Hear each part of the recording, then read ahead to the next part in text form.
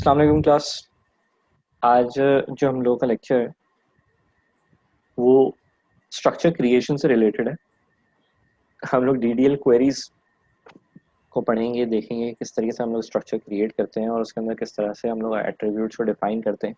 अभी तक आप लोग जितना काम कर रहे थे वो ऑलरेडी एग्जिस्टिंग स्ट्रक्चर के ऊपर क्वेरी रन करना सीख रहे थे, क्वेरी बिल्डिंग सीख रहे थे, डेटा की रिट्रीवल आप लोग देख रहे थे।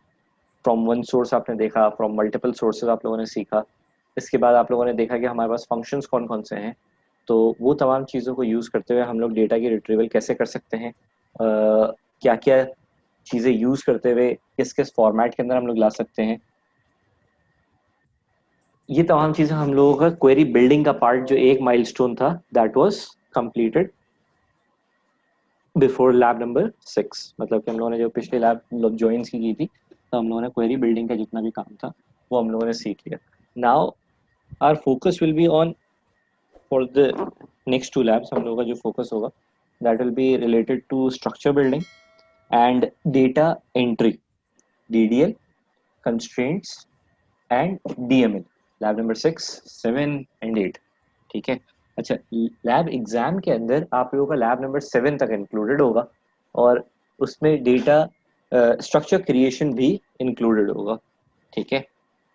फर्दर मोर लैब एग्जाम के पॉइंट ऑफ व्यू से मैं बता रहा हूँ कि डेटा एंट्री आप लोगों के लिए मैंडेटरी नहीं होगी। अगर किसी को आती है और वो करना चाहता है तो बहुत अच्छी बात है, वरना डेटा इंसर्शन आप लोगों के लिए मैंडेटरी नहीं होगा। That will be part after the mids. ठीक है। नाउ मूविंग फॉरवर्ड, हम लोग जब डेटा क्रिएशन की बात करते हैं या स्ट्रक्चर क्रिएशन की बात करते हैं तो जब कोई भी चीज, अगर कोई ऑब्जेक्ट है तो मैं उसके साथ तीन ही एस्पेक्ट्स डील कर सकता हूँ। एक, उसकी क्रिएशन। एक, अगर ऑब्जेक्ट क्रिएटेड है तो उसको मोल्ड कर सकता हूँ, मॉडिफाई कर सकता हूँ, ऑल्टर कर सकता हूँ, चेंज कर सकता हूँ। और थर्ड, मैं उस ऑब्जेक्ट को डिस्ट्रॉय कर सकता हूँ। ठीक है। अगर टेबल की बात की जाए या एक स्ट्रक्चर की बात की जाए तो उसके सिर्फ तीन ही एस्पेक्ट्स हैं। या तो मैं उसको क्रिएट करूं, अगर एग्जिस्टिंग नहीं है न्यू एग्जिस्ट करवाना है, न्यू क्रिएट करना है, न्यू कोई चीज़ इंट्रोड्यूस करवानी है, कोई ऑब्जेक्ट बनाना है, तो I can create that object. ठीक है। अगर मैं टेबल क्रिएट कर रहा हूँ तो क्रिएट टेबल की कमांड। अगर मैं कोई दूसरा ऑब्जेक्ट क्रिएट कर रहा होता तो क्रिएट के साथ उस ऑब्जेक्ट का नाम हो रहा था। लेट सपोज ट्रिगर क्रिएट कर रहा होता तो क्रिएट ट्रिगर आता है। या अगर मैं कोई प्रोसीजर बना रहा होता तो क्रिएट प्रोसीजर आता। For the time being we are just limitizing our objects to table. ठीक है। जब भी मैं ऑब्जेक्ट की अभी बात कर रहा हूँ तो इट मीन्स टेबल की मैं बात कर रहा हूँ। मैं अगर टेबल की बात करूं, कोई टेबल नहीं बना हुआ, मुझे न्यू बनाना है टेबल, तो मैं उसको क्रिएट कर सकता हूँ। एक एग्जिस्टिंग टेबल है, उसमें आपने कुछ फील्ड्स डिफाइन की हुई थी, अब मुझे उन फील्ड्स के अलावा एक नई फील्ड इंट्रोड्यूस कराने की ज़रूरत है, एक नया कॉलम ऐड कराने की ज़रूरत है विद द टाइम भी।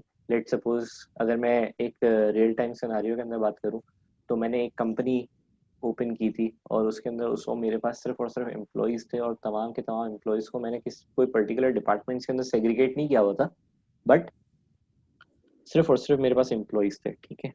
तो उस वक्त मेरे पास क्योंकि डिपार्टमेंट्स नहीं थे, एक छोटे स्केल के ऊपर मैं काम कर रहा था, तो मैंने कोई सेग्रीगेशन रखी नहीं थी। But with the time, passage of time, मुझे ये ज़रूरत पड़ी कि मैं अपनी ऑर्गेनाइजेशन के अंदर, अपनी कंपनी के अंदर सेग्रीगेशन प्रोड्यूस करूं, सेग्रीगेशन क्रिएट करूं, ताकि मुझे ये पता चल सके कि with respect to every department कौन से डिपार्टमेंट में क्या काम हो रहा है या कौन से डिपार्टमेंट किस पर्पज़ के लिए। तो जब मुझे उस चीज़ की ज़रूरत पड़ी, जबकि इनिशियल स्टेज के ऊपर जब मैंने नहीं रखा था डिपार्टमेंट नंबर, तो मैं उसको अगर इंट्रोड्यूस करवाना है तो ये तो नहीं कर सकता कि जो भी एग्जिस्टिंग स्ट्रक्चर है मैं सब कुछ ड्रॉप कर दूं या डिलीट कर दूं, सब कुछ डिस्ट्रॉय कर दूं। ऐसा नहीं हो सकता क्योंकि मेरे पास जो एग्जिस्टिंग डेटा है वो कहाँ जाएगा, वो डेटा काम का है। मैं ऐसे ही कोई चीज़, अगर मुझे एक नई चीज़ इंट्रोड्यूस करवानी है उसी के अंदर, तो मैं ये नहीं कर सकता मैं कि मैं दोबारा से फ्रॉम द स्क्रैच बिल्ड करूँ। जब आप नॉर्मलाइजेशन वगैरह भी पढ़ते हो तो हम लोग नॉर्मलाइजेशन के अंदर भी बहुत माइन्यूट डिटेल्स भी हम लोग कंसिडर कर रहे होते हैं और हम लोग हर चीज़ को नोटिस में रखते हुए फिर उस डेटा की नॉर्मलाइजेशन फील्ड्स ही कर रहे होते हैं, ताकि हमारा स्ट्रक्चर इतना कंसोलिडेट हो कि अगर हमारी एक्सपेंशन हो हमारे बिजनेस की, हमारी एप्लीकेशन की, तो हमारा जो फाउंडेशन है, जो ब्लूप्रिंट है, जो डेटाबेस है, वो हमारे पास स्केलेबल है। ठीक है। अच्छा, for that purpose let suppose कि फिर भी अगर कोई ऐसी चीज आ जाती है जो कि नहीं थी, एग्जिस्टिंग नहीं थी, और फिर मुझे एग्जिस्ट करने की जरूरत पड़ी या मुझे इंट्रोड्यूस करने की जरूरत पड़ी, तो for that purpose I can use alter, alter an object. सही है। इसी तरीके से एक चीज होती है ड्रॉप टेबल। ठीक है। लेट सपोज मेरे पास एक एग्जिस्टिंग स्ट्रक्चर है, बट अब मुझे उसकी फर्दर ज़रूरत नहीं है, मुझे उसे रिमूव करना है। तो स्ट्रक्चर लेवल के ऊपर जब मुझे एक ऑब्जेक्ट को ख़त्म करना है तो आई यूज ड्रॉप। ठीक है। तीन एस्पेक्ट्स हैं। जनरल हम लोगों ने बात की है कि क्रिएट क्या होता है, ऑल्टर क्या होता है, ड्रॉप क्या होता है। ठीक है। अगर मैं बहुत सिंपली चलूँ, अगर मैं एक्सरसाइज को लेते हुए ही चलूँ, तो देखो create a replica of employ table. अच्छा, इससे भी पहले हम लोग क्या करते हैं, एक नॉर्मल टेबल क्रिएट करने की कोशिश करते हैं। मैं कहता हूँ डिस्क्राइब ईएमपी। सही है। और ये मेरे पास एक ईएमपी का टेबल क्रिएटेड है ऑलरेडी। मैं एक काम करता हूँ, मैं ये क्या करता हूँ, मुझे क्योंकि एक और टेबल क्रिएट करना है, लेट सपोज कि मेरी नई ऑर्गेनाइजेशन है और उसके अंदर sir can you use drop to drop any specific attribute. बेटा वो ऑल्टर के अंदर ड्रॉप यूज होता है। ठीक है। साथ का मैसेज था कि can we use drop to drop any specific attribute, तो बिल्कुल ऐसा कर सकते हैं, but that is related to column specific की जब बात करोगे तो तुम ऑल्टर में जाओगे और फिर ड्रॉप कॉलम करोगे। ठीक है। अच्छा, यहाँ पे बात कर लेते हैं।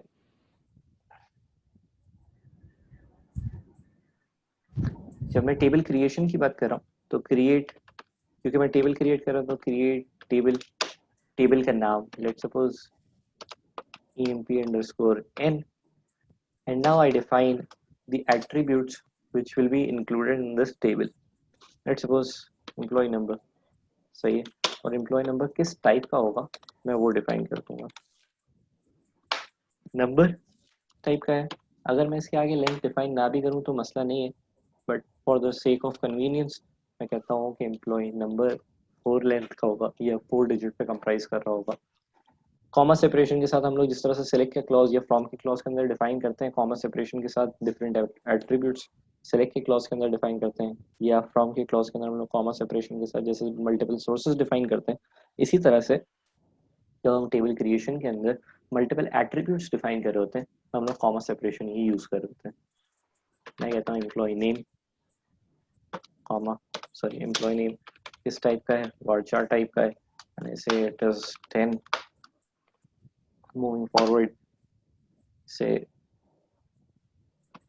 job, that is again varchar length 10, and I say salary, that is number, and I say it's 7 digit salary। जब मेरा टेबल का क्लोजर है तो राउंड ब्रेसेस के बाद टर्मिनेटर आ जाएगा, जैसे कि वो एंड करता है हमारी क्वेरी को। टेबल के जितने भी एट्रीब्यूट्स हैं वो राउंड ब्रेस के ओपन और क्लोज के बीच में डिफाइन किए जाते हैं। लास्ट एट्रीब्यूट के बाद कॉमा सेपरेशन नहीं होता। ये हमारे पास नॉर्मली जो कन्वेंशन हम लोग जैसे सिलेक्ट में भी यूज कर रहे होते हैं या फ्रॉम में भी यूज कर रहे होते हैं, वही चीज हम लोग यहाँ पे भी फॉलो करेंगे। टेबल मेरा क्रिएट हो चुका है। अगर मैं डिस्क्राइब करूँ टेबल, डिस्क्राइब emp_n, तो अब देखो ये मेरे पास 4 एट्रीब्यूट्स का एक टेबल क्रिएट हो चुका है। लेट सपोज जैसे मैंने आप लोगों से एक सिनेरियो का डिस्कशन किया कि मेरी ऑर्गेनाइजेशन थी और शुरू में मैंने तमाम एम्प्लॉयज़ को एक साथ ही ट्रीट किया हुआ था, तो मेरे पास अभी यहाँ पे कोई डिपार्टमेंट्स इंक्लूडेड नहीं है। मेरे पास एक टेबल, पहले तो मैंने स्ट्रक्चर नहीं था तो मैंने एक स्ट्रक्चर क्रिएट किया। स्ट्रक्चर है, but with the passage of time मुझे ये इस चीज़ की नीड फील हुई कि भाई विद रिस्पेक्ट टू डिपार्टमेंट्स मेरे पास जो है एम्प्लॉयज़ होने चाहिए। और हर एम्प्लॉय को मैं सैलरी के ऊपर नहीं रख रहा हूँ, हो सकता है कुछ एम्प्लॉयज़ को मैं कमीशन बेस के ऊपर भी रख रहा हूँ। तो एम्प्लॉयज़ के अंदर मुझे कमीशन का एट्रीब्यूट ऐड कराने की ज़रूरत है और डिपार्टमेंट के हिसाब से मुझे सेग्रीगेट करना है। तो मैं क्या करूँगा, मैं डिपार्टमेंट्स के अंदर मैं एक एट्रीब्यूट डिपार्टमेंट नंबर भी ऐड करूँगा। सही। तो इसी तरीके से अगर हम बात करें तो ऑल्टर के अंदर जब हम लोग जाते हैं तो ऑल्टर के अंदर हमारे पास एक स्पेसिफिक चीज़ होती है। ऑल्टर काम उसी वक्त करता है कि जब कोई स्ट्रक्चर ऑलरेडी एग्जिस्टिंग है और आप उसको चेंज करना चाहते हो। ठीक है, तो मैं कहता हूँ ऑल्टर टेबल, टेबल का नाम emp underscore n, sorry. Now add column, मुझे क्योंकि ऐड करना है तो मैं कॉलम का नाम दूंगा। अगर यहाँ पे देखो तो फील्ड नेम का मतलब कॉलम नेम और उसकी डेटा टाइप, सही। इस तरह से चल रहा है ये काम। ऐड कॉलम का नाम लेट सपोज कॉम, और उसकी डेटा टाइप मेरे पास है नंबर, जो कि 5 लेंथ तक जा सकता है, कॉमा डिपार्टमेंट नंबर जो कि नंबर टाइप है, and it is I would say 2 digits. ये मैंने ऐड किया, that is convinced the table is altered. How I can verify? Describe emp underscore n. Now if you can see the change in my structure, ऊपर भी आपको नजर आ रहा है describe emp underscore n, और नीचे भी आपको नजर आ रहा है। तो जैसे ही मैंने 2 कॉलम्स ऐड किए, मेरे पास ये चीज, मेरे पास 2 कॉलम यहाँ पर with respect to its. Use किया है? बच्चे टर्मिनेटर की जगह पे आप बैक स्लैश भी यूज कर सकते हो फॉर टर्मिनेटिंग अ क्वेरी, ठीक है, दोनों चीजें ठीक सही है है। सर। चले, अच्छा, मूविंग फॉरवर्ड, ऑल्टर का एक और एस्पेक्ट होता है। ऑल्टर के 2 और एस्पेक्ट्स हैं। ऐड के बाद हमारे पास मॉडिफाई भी हो सकता है, और ऐड के बाद हमारे पास ड्रॉप भी हो सकता है, सही। साथ ने अभी क्वेश्चन पूछा था कि सर क्या मैं ड्रॉप किसी और चीज़ के साथ यूज़ कर सकता हूँ, तो बेसिकली ड्रॉप यूज़ कर सकते हैं ऑल्टर के साथ। अगर मुझे कोई स्पेसिफिक कॉलम ड्रॉप करने की जरूरत पड़ती है, लेट सपोज कि भाई मैं कहता हूँ कि भाई मेरे पास कमीशन बेस्ड एम्प्लॉयज नहीं होंगे, मेरे पास जो भी एम्प्लॉयज होंगे वो सैलरी बेस्ड होंगे, तो वेरी सिंपल, मेरे पास ऑल्टर टेबल है एम्प्लॉय नंबर, मेरे पास drop column, let me just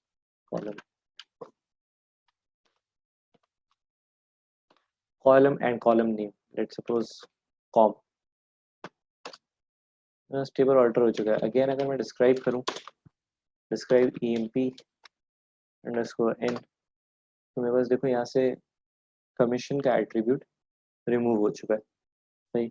इसी तरीके से मूविंग फर्दर, लेट सपोज मैं कहता हूँ क्योंकि मेरी कन्वर्जन है और मेरी जो क्या कहते हैं मतलब जो सैलरी है वो डिजिट्स में भी जा सकती है, सेंट्स के अंदर भी हो सकता है, उसकी डिक्लेरेशन जो है वो $100.50, या इस तरीके से कोई अगर कोई चीज़ है ये तो नल क्यों आ रहे टाइप से पहले? बेटा ये एट्रीब्यूट नल आप रख सकते हो, इसकी वैल्यू नल रह सकती है या नहीं रह सकती।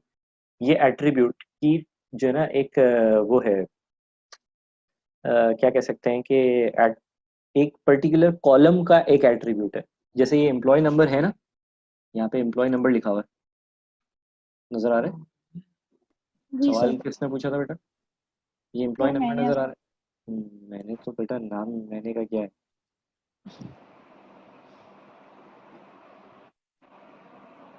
ये आपको नजर आ रहा है एम्प्लॉय नंबर। जी सर। क्या एम्प्लॉय नंबर नल हो सकता है या नहीं हो सकता, यहाँ पे वो चीज़ डिफाइन हो रही है। अगर आप ऊपर जाओ तो देखो यहाँ पे जब जो प्री डिफाइंड टेबल है जिसके अंदर एम्प्लॉय नंबर था, वो नॉट नल यहाँ पे लिखा हुआ आ रहा है, नजर आ रहा है। जी सर। तो ये क्या कह रहा है, ये इस बात को कह रहा है, हमें ये पता था कि एम्प्लॉय नंबर यहाँ पे क्या था, प्राइमरी की। और प्राइमरी की जब हम लोगों ने शुरू में भी प्रॉपर्टीज डिस्कस की थी तो वो क्या थी कि एक तो वो नल नहीं हो सकता और दूसरा वो रिपीट नहीं हो सकता, ऐसा ही है।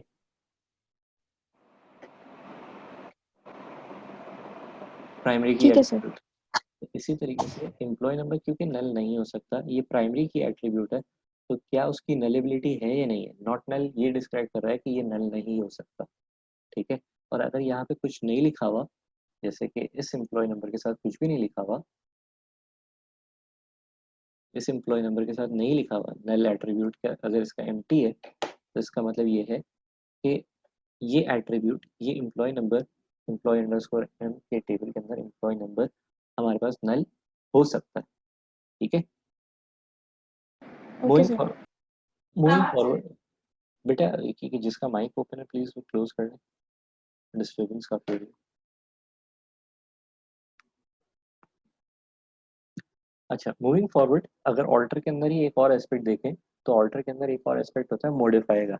जैसे मैंने आपसे कहा कि हमारी सैलरी जो है वो डेसिमल्स के अंदर भी जा सकती है, and I need a new declaration for salary. तो मैं क्या कर सकता हूँ, मेरी जो एग्जिस्टिंग एट्रीब्यूट तो मेरा एग्जिस्टिंग है, बट मुझे सिर्फ और सिर्फ उसकी डेटा टाइप चेंज करनी है। तो what do I do is alter table, modify cell number 7,2. Let's suppose table is altered. Again, if I describe my table, just sorry, describe emp underscore n. तो अब अगर आप देखो तो मेरे टेबल स्ट्रक्चर के अंदर मेरी डेटा टाइप मॉडिफाई भी हुई है। तो यू शुड नो कि हमारे पास टेबल स्ट्रक्चर के अंदर क्या चीज़, ठीक है। जब हम स्ट्रक्चर लेवल के ऊपर बात करते हैं तो तीन एस्पेक्ट्स हैं जिनको हम कंसिडर करते हैं। First is creating a structure, second is altering A structure, third is dropping A structure, ठीक है। स्ट्रक्चर लेवल के ऊपर जब मैं बात करता हूँ तब मैं ड्रॉप की बात करता हूँ। डिस्ट्रॉय अगर मुझे कुछ करना है तो आई यूज कीवर्ड ड्रॉप, ठीक है। अच्छा, मैं एम्फेसाइज ड्रॉप पे इसलिए कर रहा हूँ क्योंकि स्ट्रक्चर लेवल और डेटा लेवल दो डिफरेंट लेवल्स होते हैं, ठीक है। जब हम लोग डेटा इंसर्शन की बात कर रहे होंगे, डीएमएल की बात कर रहे होंगे, डेटा मैनिपुलेशन लैंग्वेज की बात कर रहे होंगे, तो हम लोग डेटा की इंसर्शन, अपडेशन और डिलीशन की बात कर रहे होंगे। डिलीट और ड्रॉप के अंदर सिर्फ इतना सा फर्क रहता है कि ड्रॉप हमारे पास ऑब्जेक्ट लेवल के ऊपर काम करता है, वेयर एज डिलीट हमारे पास डेटा लेवल के ऊपर काम करता है। इसलिए मैं इतना एम्फोसाइज कर रहा हूँ ताकि आप लोग कंफ्यूज ना हो या मिक्सअप ना हो जाए आप लोगों के लिए, ठीक है। नाउ मूविंग फॉरवर्ड, ये हम लोगों ने ऑल्टर का ये तीन एस्पेक्ट्स देख ली। ड्रॉपिंग अ टेबल या ड्रॉपिंग एन ऑब्जेक्ट की अगर मैं बात करूं तो अगर जब भी मुझे कोई ऑब्जेक्ट ड्रॉप करना है तो मैं सिंपल डिस्ट्रॉय करना है तो मैं ड्रॉप करूंगा ड्रॉप, क्योंकि मैं टेबल ड्रॉप करने जा रहा हूँ।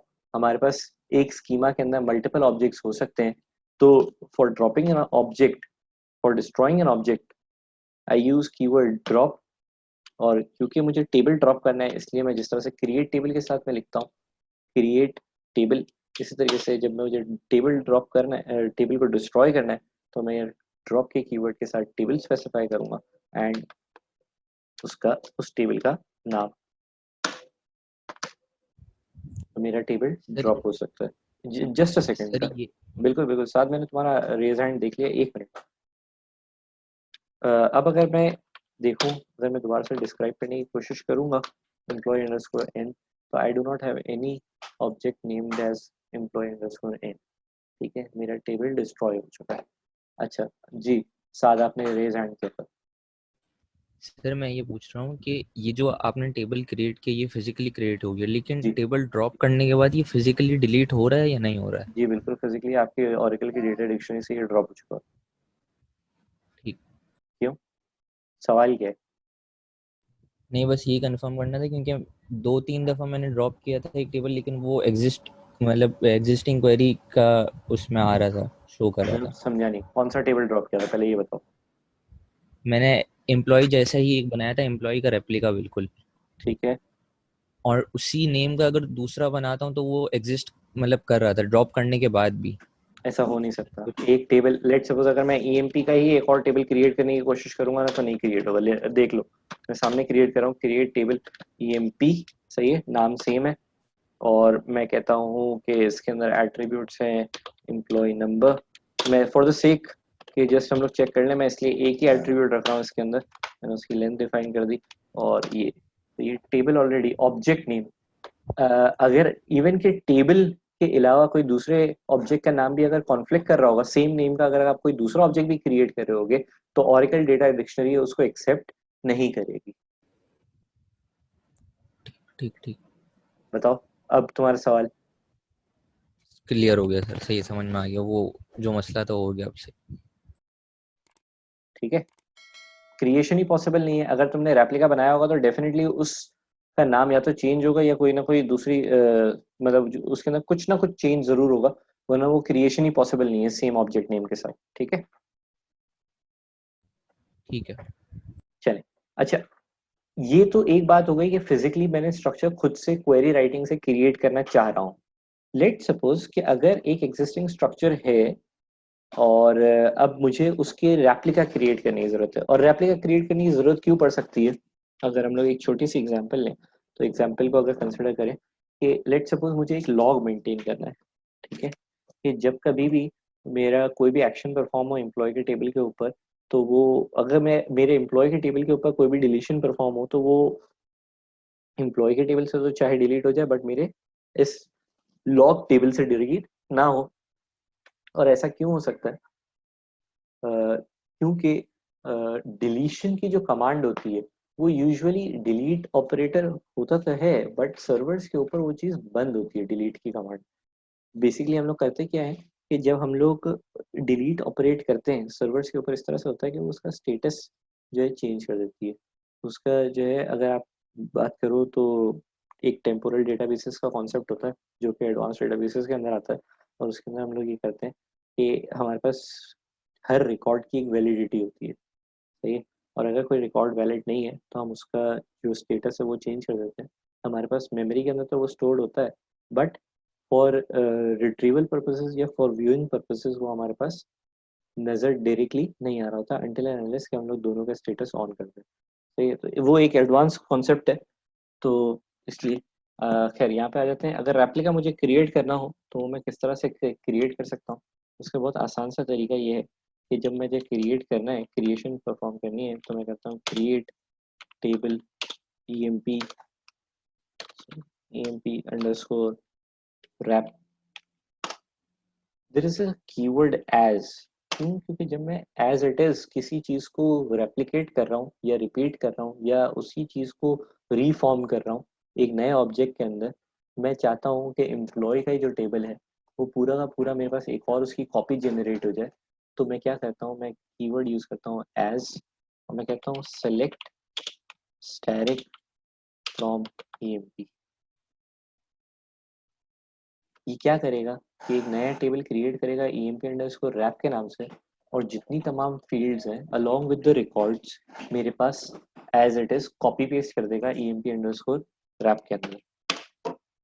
टेबल क्रिएट हो चुका है। अगर मैं डिस्क्राइब करूं तो emp अंडरस्कोर रैप, तो अगर आप देखो तो ये तमाम चीज़ें, एक चीज़ नोटिस करो यहाँ पे नॉट नल नहीं लिखा हुआ था। बेसिकली जब आप रेप्लिकेशन परफॉर्म करते हो, कोई ऑब्जेक्ट रेप्लिकेट करते हो, टेबल को रेप्लिकेट करते हो, तो आपके कंस्ट्रेंट्स कॉपी नहीं होते, सिर्फ और सिर्फ उसके स्ट्रक्चर के अंदर उसकी एट्रीब्यूट्स। और अगर आपने सिंपली कमांड लिखी है, पूरा का पूरा कॉपी पेस्ट किया है, तो उसका डेटा डेटा भी कैसे रेप्लिकेट हुआ है? अगर मैं आपको क्रॉस चेक करवा देता हूँ, select static from emp, sorry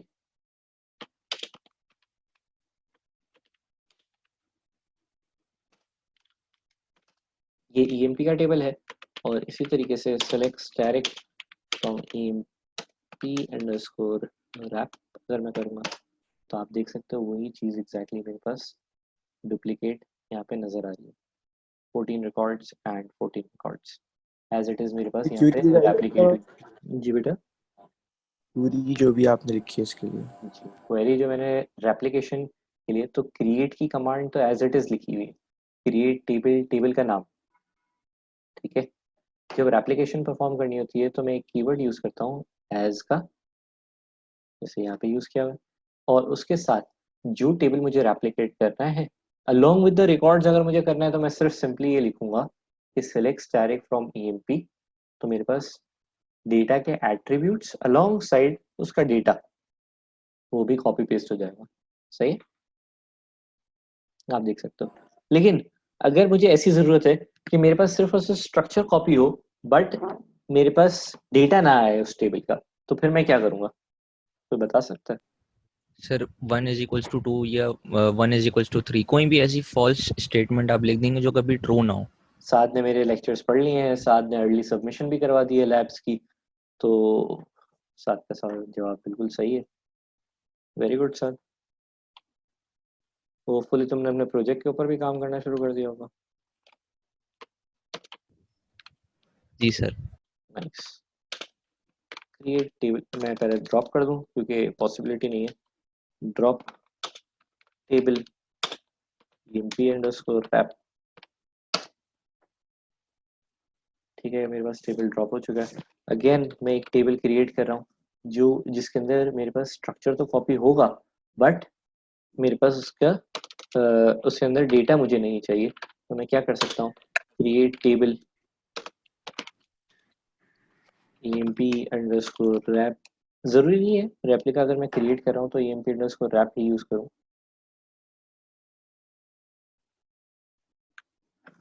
कोई भी नाम रख सकता हूँ। emp underscore wrap create table emp underscore wrap as select static from emp where true equals to 0। अच्छा, ये देखो कोई सी भी नलिफाइड कंडीशन में मुझे स्पेसिफाई करनी है। मैंने आप लोगों को जब जॉइंस पढ़ाए थे तब भी हम लोगों ने एक चीज़ देखी थी और हमने डिस्कस की थी कि मेरा ऑरेकल का कर्सर कहाँ हर रो के स्टार्ट पे खड़ा होता है। जब मैं किसी भी टेबल को सेलेक्ट कर रहा हूँ, जैसे यहाँ पे सोर्स आइडेंटिफाई की है, तो मेरा ऑरेकल का कर्सर कहाँ मेरी फर्स्ट रो के ऊपर यहाँ पे आइडेंटिफाई हुआ होगा। अब वो ये चेक करेगा कि क्या यहाँ पर टू, अब ये वर्चुअल कॉलम बन जाएगा कि क्या इस टेबल के अंदर वो चेक करेगा कि क्या इस रो के अंदर चेक करेगा क्या is two equals to zero, it is false. जब ये टू इक्वल्स टू जीरो की कंडीशन फॉल्स है तो वो ये वाला रिकॉर्ड कॉपी नहीं करेगा। इसी तरीके से जब वो नेक्स्ट रिकॉर्ड पे जाएगा, अगेन इस वर्चुअल कॉलम के अंदर वो देखेगा कि क्या यहाँ पे two equals to zero true return होता है या नहीं होता। नहीं होगा क्योंकि वो यूनिवर्सल फॉल्स कंडीशन है। कभी भी two equals to zero possibility नहीं है, या one equals to zero possibility नहीं है, one equals to two possibility नहीं है। एक नलिफाइड कंडीशन है जो हमेशा नल ही रहेगी या एक फॉल्स ही रहेगी। हम ऐसी कंडीशन को अगर स्पेसिफाई कर देते हैं तो हमारे पास टेबल का रेप्लिका तो क्रिएट होगा, but just the structure, just the attributes without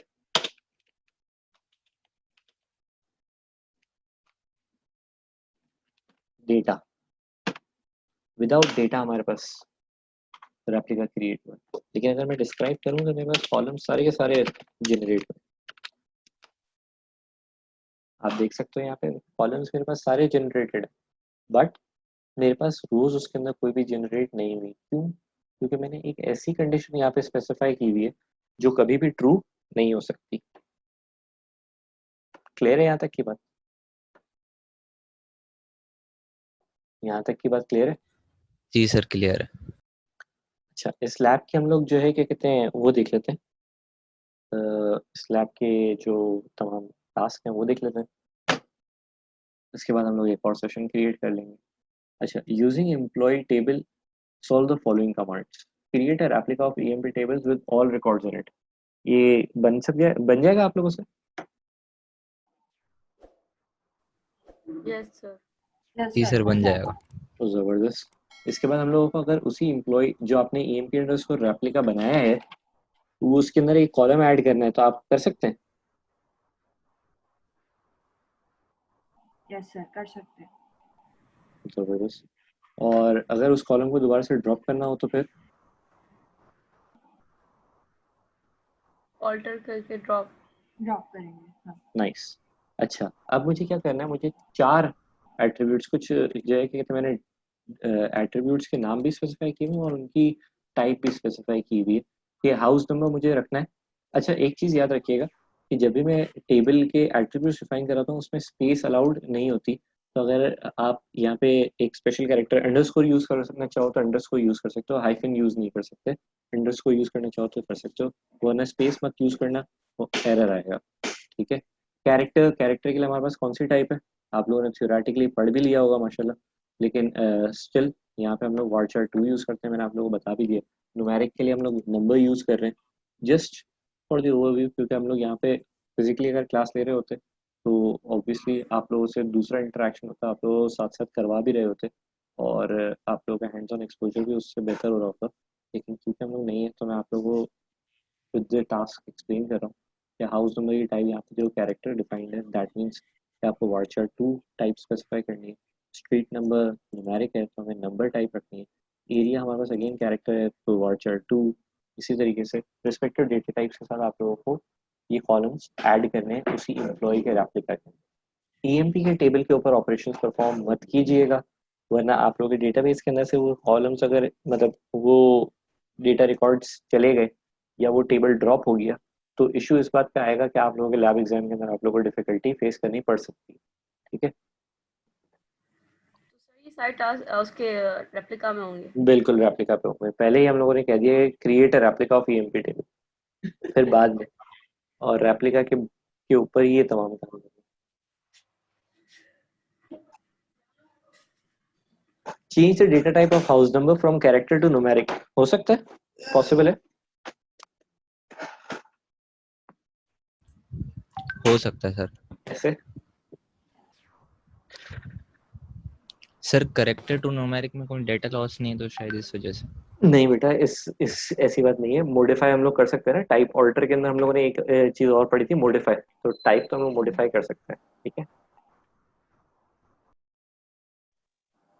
sir अगर इसमें डाटा होगा तो चेंज नहीं होगा ना? क्या होगा तो चेंज नहीं होगा, सही बात है,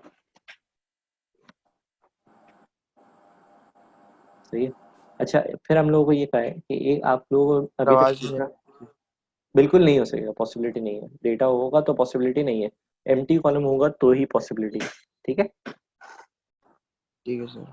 अच्छा, अब ये भी हम लोगों ने एक रेप्लिका क्रिएट कर लिया और क्रिएट करने के बाद उसके अंदर कुछ ऐड मॉडिफाई के भी एस्पेक्ट्स देख लिए, ड्रॉप के भी एस्पेक्ट्स देख लिए। अब हम लोग को एक पूरा का पूरा डेटा को डिफाइन करना है, एक स्ट्रक्चर को हम लोगों ने डिफाइन करना है। तो आप लोगों को यहाँ पे गिवन है। अच्छा, ये एक कंस्ट्रेंट डिफाइंड है प्राइमरी की, फिर फॉरेन की यहाँ पे डिफाइंड है। तो ये चीज़ हम लोग लैब नंबर 7 के बाद हम लोग को ये अंदाज़ा होगा। तो लैब नंबर 7 जब हम लोग पढ़ लेते हैं तो उसके बाद क्या कहते हैं हम लोग को ये चीज़ ज़्यादा बेहतर तरह से अंदाज़ा हो जाएगा। लैब नंबर 7 मैंने ओपन की हुई है, तो अभी आप जैसे ही एंड होता है दूसरा सेशन हम लोग क्रिएट करते हैं, तो इसका लैब नंबर 6 का टास्क 6 हम लोग दोबारा से पढ़ेंगे लैब नंबर 7 को समझने के बाद। ठीक है, तो अभी मैं ये वाला सेशन एंड कर रहा हूँ ताकि आप लोग फिर नया सेशन शुरू कर सकें हम लोग। टाइम हमारे पास 2 मिनट ही रह गए हैं इस सेशन के, तो अगर कोई क्वेश्चन है इस सेशन से रिलेटेड तो पूछ लो, फिर हम लोग नया सेशन क्रिएट करेंगे, उसमें लैब नंबर 7 को ऑब्जर्व करेंगे। तो सर मैंने पूछना है कि अगर हमारे पास एक ऐसा टेबल जिसके अंदर डाटा ऑलरेडी मौजूद है जी, तो उसके जब हम लोग कॉलम ऐड करेंगे तो हमको सारी रॉज के डाटा देने पड़ेंगे या फिर वो खुद मांगेगा या फिर क्या होगा? लेट्स सपोज, समझा नहीं मैं आपको बात। मतलब हमारे पास एक टेबल है जिसमें डाटा ऑलरेडी मौजूद है। एक मिनट, अभी मैं आपकी जो है ना क्वेरी यहाँ पे एग्जीक्यूट कर लेते हैं हम लोग। सही,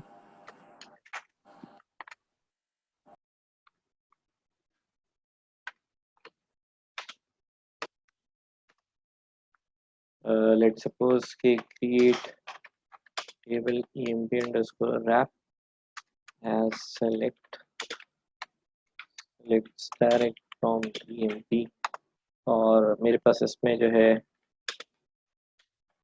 डेटा भी मौजूद है इस टेबल के अंदर। ठीक है, सही है, यही बात है, जीरो, जी सर। यही सवाल है। चलो जी सर। अब बताओ। मैं कह रहा हूँ इसके अंदर जो हम ऐड की क्यूरी यूज करेंगे और एक कॉलम ऐड करेंगे कर लेते हैं, एक मिनट, तो मतलब कर लेते हैं एक alter table emp underscore wrap add, column का नाम बताओ,